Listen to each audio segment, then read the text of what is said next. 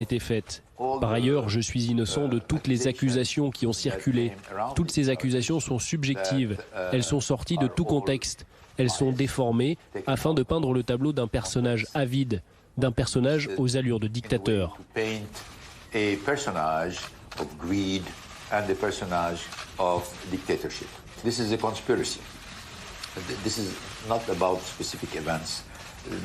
C'est un complot, il n'est pas question de dictature. C'est réellement un coup de poignard dans le dos et on peut se demander pourquoi un tel complot. Eh bien, premièrement, il y avait de la peur liée à la convergence, liée à une alliance, à une fusion plus profonde. Certaines personnes ont eu peur vis-à-vis de l'autonomie de Nissan. Would in a certain way threaten some people or eventually threaten the autonomy of Nissan. Pourquoi cette vidéo, Jean-Yves Le Borgne? Écoutez, d'après les informations que j'ai eues, il a su qu'il allait être réarrêté pour la 4e fois et qu'il n'aurait pas le temps de tenir la conférence de presse qui était prévue pour le 11 avril.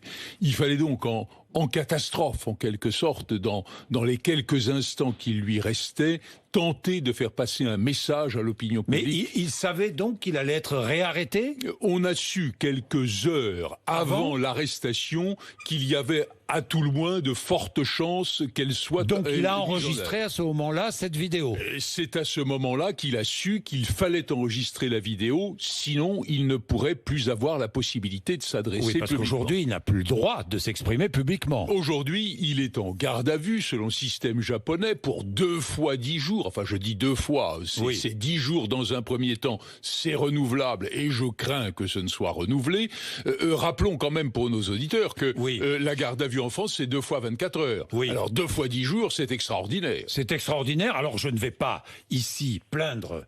Ce n'est pas mon rôle, ni plaindre, ni ne pas plaindre Carlos Ghosn, mais dans quelles conditions est-il gardé à vue aujourd'hui? Alors, d'après les éléments, encore une fois que nous avons du temps passé, parce que c'est pas la première garde à vue qu'on lui inflige, ce sont des conditions extrêmement précaires, extrêmement rustiques de détention, avec une natte sur le sol, avec la lumière qui est allumée dans la cellule 24 heures sur 24, une absence de montre, ça paraît un détail, mais qui fait qu'on perd le sens du temps et qu'on ne sait plus très bien à quel moment on est, jusqu'à 8 heures d'interrogatoire par jour, sans avocat, sans accès au dossier. Bref, une situation où ce que nous appelons chez nous les droits de la défense, le respect de la présomption d'innocence, peut-être tout simplement le respect de la personne humaine, est quelque chose d'assez ignoré. Oui, avec l'impossibilité de marcher, l'impossibilité de sortir de la cellule pour aller en promenade et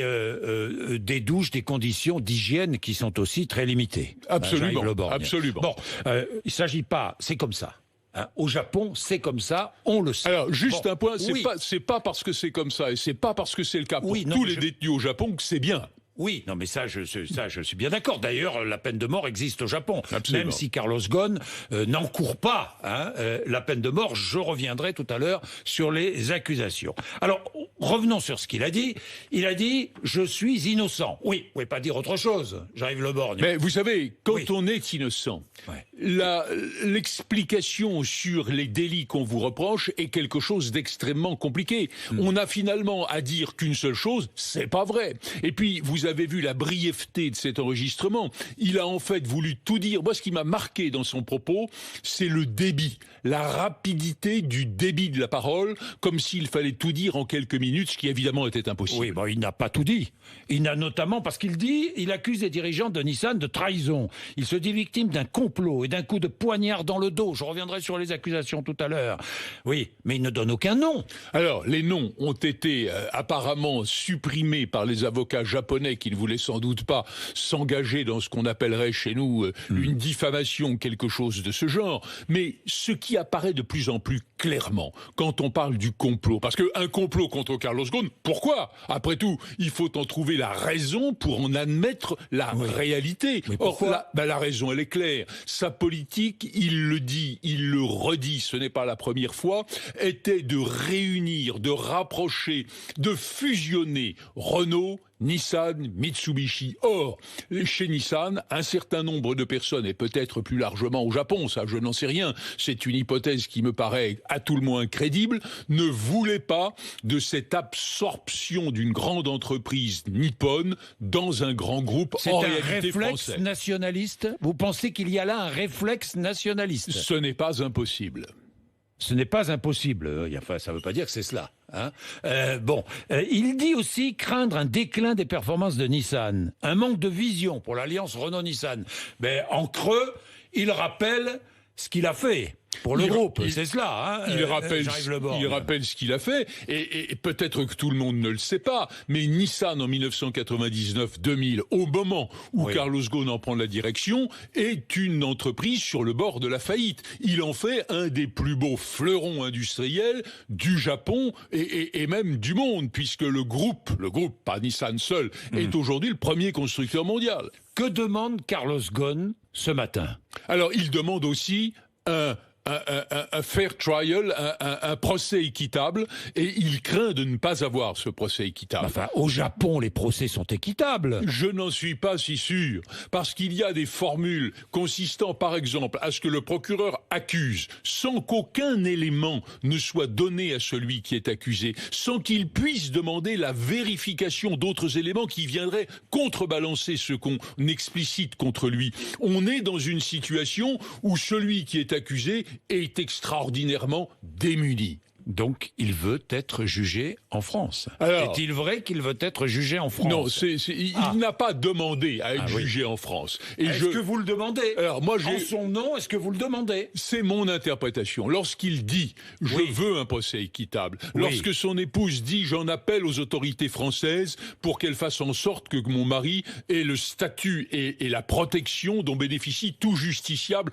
en France parce qu'il est citoyen français », cela, à mon sens, ne peut avoir de matérialisation, de concrétisation que s'il était jugé en France. Oui, mais Jean-Yves Le Borgne, je suis français, je suis au Japon, je vole dans un supermarché au Japon, je suis condamné au Japon. Oui, mais ça n'est pas une obligation, car si vous êtes entre-temps rentré en France parce qu'on ne vous a pas arrêté suffisamment à temps, le Japon peut demander à la France de vous poursuivre, et la France a compétence pour poursuivre un citoyen français qui se serait laissé aller à commettre un délit à l'étranger. Que là, la France a compétence pour juger aujourd'hui. Encore faudrait-il que le Japon l'admette. Est-ce qu'il y a des accords d'extradition entre la France et le Japon ? C'est pas un problème d'extradition. C'est alors pour rentrer, si vous voulez, dans la technique juridique, c'est l'article 689 du Code de procédure pénale qui dit que lorsqu'un crime ou un délit est supposé commis par un Français à l'étranger, la France est compétente pour juger cette personne. Donc, vous dites aujourd'hui, le gouvernement français pourrait exiger des Japonais un jugement en France. Je ne dis pas exiger.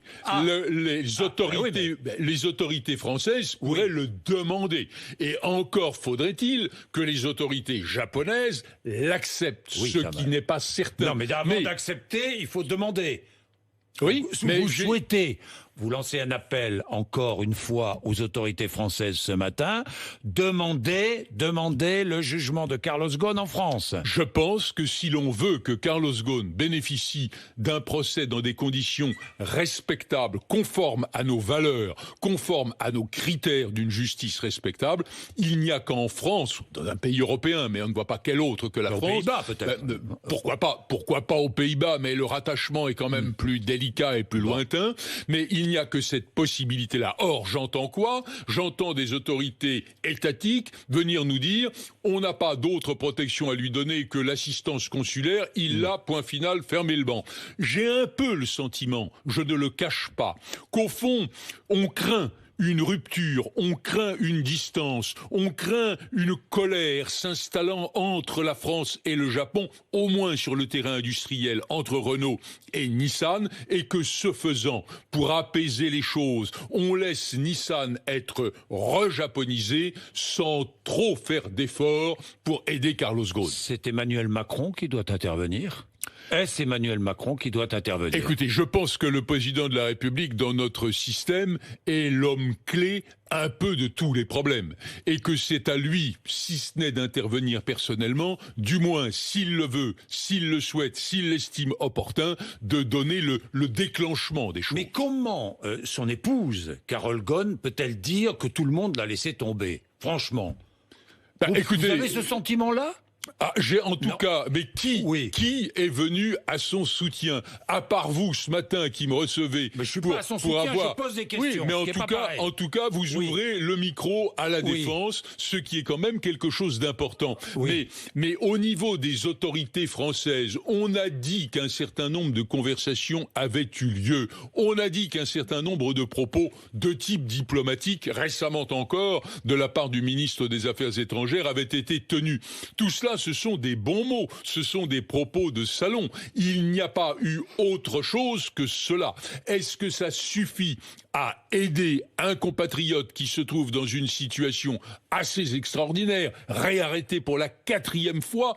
Aujourd'hui, on l'arrête pour éventuellement des détournements de fonds. Oui, éventuellement. Oui, éventuellement, parce qu'on n'en sait rien. Les accusations, vous n'en savez rien, les accusations ne sont pas vagues. Elles ne sont pas vagues. Si elles sont vagues. Elles sont vagues en ce sens qu'on dit qu'un certain nombre de sommes importantes, il s'agit de millions d'euros, ont été versées à divers personnages, notamment au Moyen-Orient, et que ces personnages, c'est quand même quelque chose d'extraordinaire, sont des distributeurs Nissan, qui ont reçu des primes en fonction de leurs résultats. Est-ce qu'il y a là quelque chose d'extraordinaire? Mais est-ce que cet argent est passé par ces distributeurs pour aller, je ne sais pas, mais aider la famille de Carlos Ghosn ou acquérir des biens? Ce qu'a fait Carlos Ghosn un peu partout dans le monde. Non. Ah bon. Carlos Ghosn a fait acheter, c'est vrai, un certain nombre de résidences, comme vous le dites, un peu partout dans le monde, mais ces résidences... Paris, Beyrouth, Rio de Janeiro... Ce sont des logements de fonction qui appartiennent à Nissan. Il ne s'est pas fait offrir des biens. Ces biens appartiennent à l'entreprise et ont été mis à sa disposition lorsqu'il dirigeait Nissan. Ça n'a rien à voir. Donc il a fait acheter ses biens par l'entreprise Nissan. Oui, mais vous avez de nombreuses situations où des logements de fonction sont donnés, d'ailleurs aussi bien par des entreprises privées que par l'administration elle-même, à des hauts fonctionnaires. C'est ce qu'on appelle le logement de fonction. Ils n'en sont pas propriétaires. A-t-il versé de l'argent régulièrement à sa sœur? Mais a-t-il versé de l'argent à son fils pour lui permettre de développer son entreprise? Alors, ce sont deux choses distinctes qu'on ne peut pas du tout mettre sur le même plan. Sa sœur a reçu une rémunération, au demeurant relativement modeste. J'ai vu les chiffres. De la part de Nissan. Pour des services effectivement rendus modeste, au Brésil. 15 000 et 100 000 $, quand même, par an. Par an, oui. Bon, $100 000 par an, c'est pas rien, quand même. Non, c'est un salaire de cadre moyen. Bon, c'est pas autre chose. Mais pourquoi faire? Parce que elle a un relationnel extraordinaire au Brésil, qu'une entreprise comme Nissan et Renault d'ailleurs, ce sont des entreprises qui ont une vocation mondiale de distribution de véhicules, et que le fait d'avoir des personnages dans des grands pays comme le Brésil qui peuvent ouvrir des portes, c'est quelque chose de très important. Alors de quoi l'accuse-t-on? On l'accuse de déclaration inexacte de revenus, c'est ça? Oui, mais attendez, ça... De 2010 à 2018. Combien a-t-il gagné de 2010 à 2018? Un peu plus de 100 millions d'euros. Non, c'est pas le problème. C'est pas parce qu'on ne l'accuse pas de ne pas avoir déclaré les revenus qu'il a touchés, qui sont importants. Plus de 100 millions d'euros. En 5 ans, peut-être. Mais sûrement. Mais peut-être, mais c'est pas le problème. Le problème, c'est qu'on l'accuse de ne pas avoir déclaré ce qu'il aurait touché lorsqu'il aurait pris sa retraite. Autrement dit, cette non-déclaration, qui est la première des accusations qui a été portée contre lui, concerne des revenus qu'il n'a pas reçus et dont il n'était pas certain qu'il les recevrait au moment où il prendrait sa retraite. C'était un prétexte. La moitié de ses revenus. Non. Aucun de ses revenus n'a été perçu. C'était les revenus en quelque sorte. Si vous voulez, on en a parlé récemment à la gare d'un personnage qui dirigeait une grande entreprise française, c'était la prime de départ à la retraite. Or, il n'a pas pris la retraite, donc il a pas reçu l'argent. Oui, au passage, les 770 000 euros qu'il devait toucher là de retraite chapeau, il ne les touchera pas. Hein. Alors ça, on verra. Parce que, on verra, j'en sais rien. Renault a décidé de ne pas lui verser cette retraite chapeau. Justice ? Sur ce plan-là, aucune décision n'est prise. Mais je dois quand même rappeler qu'une retraite, c'est pas un cadeau de Noël, c'est le résultat d'un contrat. À partir du moment où un contrat il a quitté l'entreprise. Et alors, il a quitté l'entreprise. Les retraités, ils quittent tous l'entreprise. C'est pas le premier. Et c'est précisément au moment où on quitte l'entreprise que la notion de retraite prend un sens. Bon, donc vous allez poursuivre sur... Nous verrons, mais ça n'est pas exclu. Ça n'est pas exclu. Bon, Jean-Yves Le Borgne, je reviens. Entre 2015 et 2018, il aurait imputé à Nissan des pertes de ses placements personnels. C'est vrai ou c'est faux ça? Ça c'est extraordinaire. Il demande à un homme qui est d'ailleurs un distributeur Nissan, qui vit en Arabie Saoudite. Il lui demande une caution bancaire, une garantie, dans un contexte qui serait peut-être un peu compliqué à expliquer. Mais il lui demande cette caution bancaire. Et pourquoi? Parce qu'il a besoin d'une caution bancaire sur des problèmes... Parce qu'il a fait de mauvais placements. Oui, mais c'est pas le problème. Il a perdu de l'argent. Oui, donc mais il se dit, Nissan va me renflouer. Non. Cette caution bancaire ne sera jamais exécutée. Autrement dit, il ne doit rien à cet homme qui s'était engagé à payer pour lui s'il y avait eu une nécessité de le faire, mais cette nécessité ne s'est pas présentée. Et encore une fois, lorsque celui-ci, au fil des années, parce qu'on a tendance à additionner les chiffres comme si c'était un versement en une fois, lorsque cet homme reçoit au fil des années des primes de Nissan, ce sont des primes parce qu'il est distributeur Nissan. Et comme Carlos Ghosn ne lui doit rien, que voulez-vous qu'il lui rembourse? Ça n'a pas de sens. Il a épousé Carole Ghosn en 2016. Oui. Une partie de la cérémonie a eu lieu au château de Versailles. Oui. Payé par qui? Alors. Payé par qui? Par lui? Non. Par lui, si. Ah bon? Si. Et les 50 000 euros alors, de la location du Trianon? Parlons-en. Oui. Il paye la totalité des frais, plusieurs centaines de milliers d'euros. Et j'ai les documents sur lesquels on a, en regard du prix de la mise à disposition des salles, la mention offert. C'est offert. Donc, mais offert dans quel cadre? Un contrat de mécénat? Alors attendez, je pense, je n'en suis pas certain, mais je pense que à partir du moment où on lui offre quelque chose, il n'en cherche pas la raison, et qu'après, on va du côté du château de Versailles imputer ces cadeaux au quota qui revenait à Renault en fonction du mécénat en faveur du château de Versailles. Renault, si j'ai bien compris, Renault était mécène du château de Versailles. Et au passage, 50 000 euros pour le PDG de Renault qui se marie à Versailles. Non, d'abord, cette somme est une somme théorique. Elle n'a été payée par personne, ni par Renault, ni par Carlos Ghosn. En réalité... C'est le coût de la location. Disons que c'est le coût théorique de la location qui n'a pas été payé. Il y a eu... Bon, mais je pense qu'il y a sur ce terrain un malentendu. Il pense qu'on le lui offre, et effectivement on le lui offre, mais au passage, alors qu'on le lui offre, on impute ce cadeau sur le quota de tirage de Renault qui avait, disons, 5, 6, 10, je ne sais pas combien de droits d'utilisation en soirée diverses au château de Versailles. Je termine avec la fiscalité. 3 nationalités, il a 3 nationalités, triple nationalité, française, libanaise et brésilienne. C'est bien ça. C'est ça. Il paie ses impôts aux Pays-Bas, résident fiscal aux Pays-Bas. Pourquoi les Pays-Bas? Parce que le siège de l'alliance Renault-Nissan-Mitsubishi se trouve aux Pays-Bas. Est-ce qu'il passe 183 jours par an aux Pays-Bas? Alors écoutez, c'est un homme qui vit comme beaucoup de grands chefs d'entreprise, plus dans les avivions, c'est-à-dire dans une multitude de pays que dans un pays déterminé. L'idée d'une résidence de plus de 6 mois dans un pays quelconque n'a pour lui aucun sens. Mais attendez, pourquoi pour lui ça n'a aucun sens et pourquoi pour le commun des mortels ça a du sens? Parce que le commun des mortels vit et travaille dans un endroit déterminé. Il n'est pas en permanence entre Singapour, Brasilia, Amsterdam et Tokyo. Non mais attendez, laissez-moi finir. Pourquoi les Pays-Bas sont-ils une domiciliation normal. Parce que les Pays-Bas, c'est le siège de l'alliance Renault-Nissan. Oui. S'il avait été considéré comme un résident français, Nissan aurait peut-être considéré que son patron était plus français que japonais. C'est probablement d'ailleurs la pensée qui, in fine, a dominé. Et il pouvait aussi être résident japonais. Mais alors on se serait demandé pourquoi le patron de Renault était résident japonais. L'alliance Renault-Nissan... Oui, payez moins d'impôts aux Pays-Bas. Payez moins d'impôts aux Pays-Bas aussi. Pardon. Et alors? Non, mais c'est aussi le choix de la résidence. C'est le choix du lieu de l'alliance. Et si au passage il y a un bénéfice fiscal, celui-ci pas d'ISF par exemple aux Pays-Bas. Celui-ci est légal. Non mais l'ISF aux Pays-Bas, il y en a pas sur les biens aux Pays-Bas. Oui. D'accord. Oui, non, mais d'accord. Enfin, il ne réside pas 183 jours par an aux Pays-Bas. Non, parce que c'est pas un citoyen ordinaire dans le mode de vie. Merci Jean-Yves Le Borgne d'être venu nous